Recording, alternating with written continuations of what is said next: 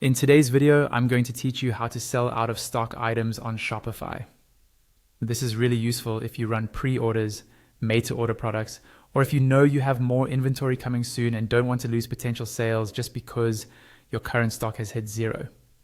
Let's start right inside your Shopify admin dashboard.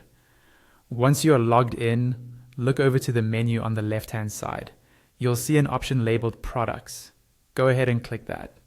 This will open a page listing all of the products in your store, usually in a table view with their titles, prices, and inventory details. From here, choose the product that you want to keep selling, even when it's out of stock. Click on the product name to open its product editor.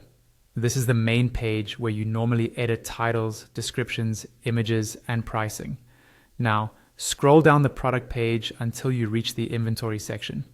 If your product has no variants, you'll see inventory settings right there on the main product editor. This is where Shopify tracks quantities and controls whether an item is available for purchase.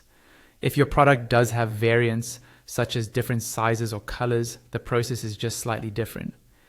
In that case, first look for the variants section within the product editor. You'll see each variant listed separately. Click on the specific variant that you want to continue selling once it's out of stock.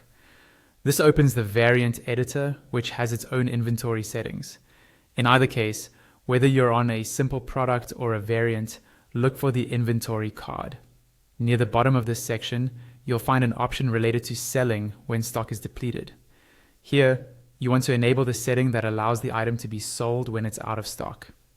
You'll see a checkbox labeled Continue Selling when out of stock. Click that box to turn it on. This tells Shopify that even if the inventory quantity for this product or variant reaches zero, customers will still be able to place orders.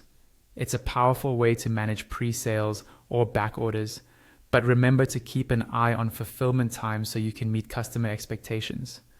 Once you've checked that box, don't forget to save your changes.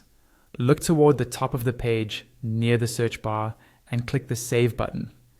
Shopify will confirm that your changes have been applied. If you have other products or variants you'd like to keep selling while they're out of stock, simply repeat these same steps for each one.